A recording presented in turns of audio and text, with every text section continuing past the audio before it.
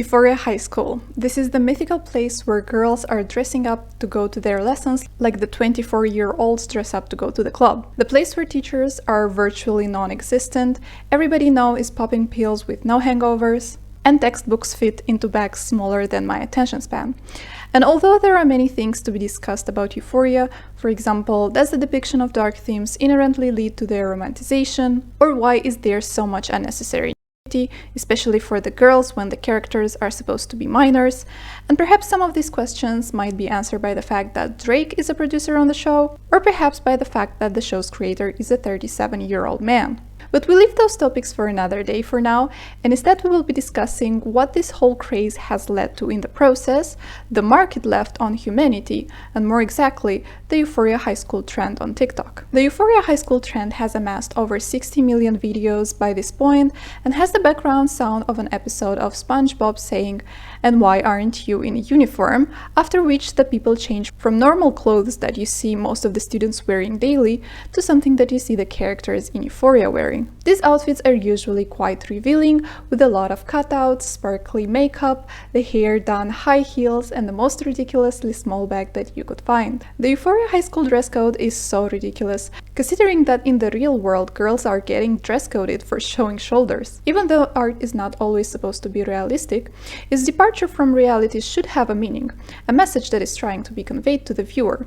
But to understand what kind of message the creators of the show might want to convey, we have to first understand the issue at hand. Why are clothes of teenage girls politicized, and where did this come from? The first high school dress code law was introduced in 1969 by the US Supreme Court in the case called Tinker vs. Des Moines Independent School District. In it, several high school students wore black armbands to school in protest to the Vietnam War. In a far-reaching decision, the court essentially decided that schools may limit student expression, such as enforcing dress codes, if there is a legitimate concern that such an expression will be disruptive to the learning environment or violate the rights of others. Because wearing a black armband was not disruptive, the court held that the First Amendment protected the right of students to wear them, and that the school officials could not censor student speech. It is interesting that the very first dress code that was introduced has nothing to do with girls' modesty or latest fashion trends, but actually with political self-expression. When reading about the need for a dress code in a school, an argument that I myself have heard quite often is that clothes should not disrupt the learning environment. This expression is used again and again, but the more I hear it, the less I seem to understand what it means. Discussing the ban of political messages in clothing is a whole area of its own, but an important takeaway from this story is that a school dress code has the ability to infringe on freedom of speech, and many cases and conflicts over the last decades sought out to see whether this is the case or not. School dress codes have a history of banning certain forms of self-expression that have been deemed unreasonable over the years, from the banning of religious clothing like hijabs and turbans, the banning of having dreads or long haircuts on boys. The dress code might be used to suppress the self-expression of young people in terms of identity, cultural background, religion, and gender identity. And so the initiative to make school less political places fails when these bans are introduced. By limiting the expression of your students to a certain predetermined set of attributes, you are automatically making a political stance that these ones would be the only acceptable, while the others are not. This is all very interesting, but what does it have to do with the TikTok trend? And I'm gonna say we're getting there. Part 1. Early cinema, 18... I'm just kidding. When I was in school, I did not have a uniform, but I did have a somewhat restrictive dress code. I went through different styles, as any other teenager does when trying to find themselves, and honestly, I still switch a lot of aesthetics depending on the mood that I am in. But when going to school, I had a period when I was wearing t-shirts, jeans, and sneakers, and called it a day, after which I switched to my 2013 Tumblr girl persona, with knee-high socks, chokers, and Amelie hairstyle. This period in my life I started wearing clothes that were more feminine and revealing, after which I got a pixie cut and moved back to more androgynous attires. I'm calling it my hipster boy era. Throughout all of these eras, I discovered myself, my personality, I developed my interests, and personally, fashion is an important part of my identity, especially since I consider myself an introvert. When walking into a room, I may not be the first one to speak with words, but I think I do speak a lot about myself through my style. I look fondly to my journey through different ways of self-expression, and I cannot imagine how differently I would have grown up having to wear a uniform every day. Most probably I would still find a way to incorporate bits of my personality, and mostly be on the edge of getting dress coded every day. But even though we did not have a uniform, does not mean that we could wear anything we wanted. I remember really wanting to dye my hair, and because it was prohibited, I only dyed the back part of my hair an emerald green color that could not be seen when the hair was down, and I was constantly paranoid that I would get caught. Another day, a girl from a different class came with bright blue hair, and we were all shocked with how pretty she looked, but also we were wondering what the teachers would say. Needless to say, 2 days later, she did not have blue hair anymore. And so with somewhat a flexible dress code, as the teenage girlies, we were still daily walking on the edge of it. And every time one of us stepped on the other side of the dress code without getting noticed, it was a victory for all of us. By creating precedent, we also stood a chance to get ourselves out of being dress coded. And I guess that is part of being a teenager. You are constantly questioning all the rules, and you do it not necessarily because you don't want to follow any rules ever, but because you want to understand why they were put there in place. And unfortunately, being given blanket statements like "this is disrupting the learning environment" doesn't really tell me much concretely, and I don't really think that it tells a lot of things to teenagers as well. In terms of modesty, the dress code has always and still is targeting girls more than boys. In a society that is still inclined to resort to victim blaming and asking things like "what was she wearing?", it comes as no surprise that making the clothes the central point of the discussion instead of the perpetrator is a route that is going down way deeper than we think. And so with shows like Euphoria coming around, they become so attractive to a teenager viewer because they show them what a world in which they have freedom of expression could look like. This freedom of expression that we as adults are more or less used to compared to when we being a teenager comes through when the show has been created. And this is because I think it was written from the perspective of a 37-year-old. And so the show becomes a fantasy of what would happen if me as an adult would go to high school now. But is unregulated self-expression actually a good thing? My knee-jerk reaction, even today when being told not to do something, is to question authority. But how reasonable it is to actually let minors decide for themselves what to wear, and why does it more often than not lead to girls starting to wear more revealing clothes? Are teenage girls that wear short skirts and deep cleavages actually liberated, or are they under the influence of the male gaze? In a world in which schoolgirl costumes exists, and in which there is a tendency to over-sexualize minors, with countdowns to Emma Watson's 18th birthday so that she becomes legal, and with so many underage girls leaving so much digital footprint with suggestive material, you start questioning yourself. Do 15-year-old girls exploring their sexuality publicly lead to their empowerment, or is it catering to the male gaze? And it's a war that as a girl you can never win. Whether you do it or not, you're still going to be damned. Because if you post dancing videos in swimwear on TikTok, people are going to criticize you.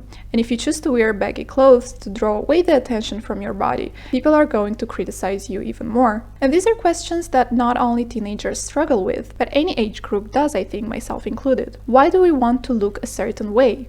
Why do we think certain features are more beautiful than the others? Why do we think that some clothes are cooler than the others? Is it something that I truly really want, or is it something that I have been preconditioned by society to want? And add that to a mix of raging hormones, and you truly get confused. At the same time, teenage girls should not be made to feel that they are responsible for regulating the male gaze. By focusing the conversation on how a girl's outfit might make her male peers or teachers uncomfortable in school, we stray away from conversations about why do male peers and male teachers are not taught about the unnecessary sexualization of young women. And most of the times girls get dress coded not for wearing dresses that we see Cassie and Maddie wear all the time. Usually girls get dress coded for showing their shoulders, wearing shorts when it is hot weather outside, or God forbid they choose to wear a crop top one day. And this conversation gets exhausting. And even choosing your own outfit can be exhausting. Making a silly dance on TikTok is exhausting, because every move that you do is rapidly categorized either as empowerment, frivolity, or prudeness. Because girls, unfortunately, are not allowed to simply exist. Their bodies and their decisions whether or not to show their bodies is inherently linked to political discourse. This leads to the very familiar objectification in which the clothing of teenagers teenage girls are becoming a battleground for different political narratives. Euphoria gives a look into a world where teenagers are allowed to dress to reflect what they feel inside. The show, even though tackles a lot of dark themes, is very hard to pull away from because of how stylized it is. We can see it in the set design, the colors, the cinematography, and also in the costumes. Every outfit that we see is a clear representation of the emotional state of a particular character. And although the show may not be too realistic in how dramatic and stylized everything looks, the reality is that Euphoria feels very real to very many people. Levinson, the creator of the show, talked about how the show is not really based on realism. We called it emotional realism, that's more based in the characters' emotions and not how the world surrounding them really looks. In the first episode of the second season, we have a scene in which she walks into a luxurious closet, tries on designer clothes and expensive jewelry, and dreams of a more sophisticated version of herself. This all comes to an abrupt ending when the mother returns home and she needs to quickly exit the closet, returning to her usual clothes. Just like Maddie, when we are teenagers, we are trying out different versions of ourselves in order to get to know who we truly are and what feels right and what doesn't, and to transmit that through costume design is a great narrative tool. Heidi Bivens, the costume designer, says, "After I read the scripts, I'm trying to emphasize with the characters and put myself in their place and imagine what it would be like to feel what these characters feel." And so the costumes become a representation of the inner world of these characters. But that can only happen if teenagers have agency over the way that they look, which is not really true in the real world. And so here is the explanation of why Euphoria doesn't look real but feels real. These are not events that everybody went through, and these are not clothes that teenagers usually wear, but these are emotions that all of us can relate to, and so the emotional realism becomes the central point. Another thing that makes the Euphoria clothes pretty ridiculous is the fact that we are supposed to believe that all of these outfits are worn daily by these characters. I don't know about you, but when I went to school, I think I put effort into building outfits on a very rare occasion, and I am a person who is obsessed with fashion as a means of self-expression. Most days, though, because of how big the study load was, I would just put on the first pair of jeans and sweatshirt I could find and call it a day. And since we never see the characters studying in the series, it makes sense that they'd fill the time with endless shopping spree on IMG and Aknam. A lot of people say that the outfits in Euphoria made them excited for fashion again, and it is true that a lot of thought and collaboration with the actors have been made to create really interesting looks. However, is school, the place where you are supposed to do integrals and redox reactions, the best place to invest so much time into how you look? At the same time, with a rising obsession over good grades in order to get into a good university, in order to get into a good job, in order to ultimately maybe be happy, with schools lasting to 3-4 p.m. after which you need to get home and do homework, when is that time outside of school where teenagers are supposed to experiment with their style and their expression of identity? One comment says, "Not only is there no dress code at this school, but also apparently no teachers, classes, or homework. There are never any classroom scenes, no teachers as characters. We saw a glimpse of a principal and he left Lexi put on a self-written play without any drama teacher supervision or any adult reading it first. Nobody ever has homework or studies for tests, even though there are mostly seniors probably applying to colleges and their GPA will be important. The only school activities are sports ball for boys and cheerleading for girls, and hanging out in the restroom seemingly all day." Euphoria is an R-rated show about teens, and their primary audience are adults. That is, in theory. The reality is that a lot of teenagers are also watching this show, and they enjoy it because they feel represented, or they want to feel represented in a glamorous, stylized way. The fact that there is a complete lack of education portrayal in the lives of these teenagers is a message of its own, and that is that education is less important, less exciting, less fitting in an entertaining narrative, and it starts to feel off. For a show that declares that its scope is to show teenagers struggling in an emotionally realistic way, it is jarring that their struggles with education are omitted completely from the storyline. Is it perhaps that the writers are not able to create interesting, entertaining stories on this topic, or is their omission a message of its own? And they are not the first and last ones that did it. We have so many teen shows that omit any semblance of education activities from their storylines that it becomes a trend and a prerequisite almost. And with the casting of 25 to 30-year-old adults in the roles of these teens is not helping either. Although I do realize that there are many benefits to choosing an adult actor, since that way, child and teen actors are not thrown into the spotlight prematurely. We know how ruthless the public eye can become. The lack of portrayal of education is closely linked to the costume design that has been chosen for this show, I believe. It is an exciting show to watch, but at the same time it raises many questions about our society.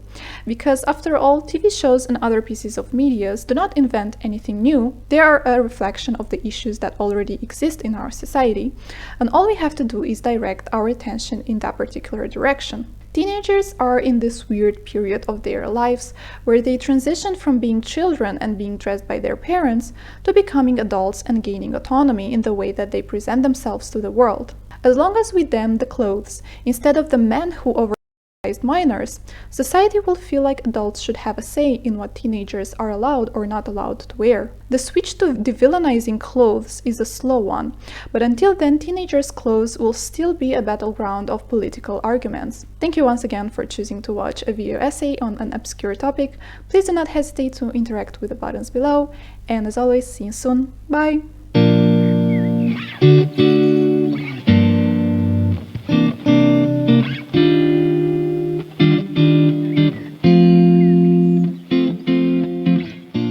Wake up this morning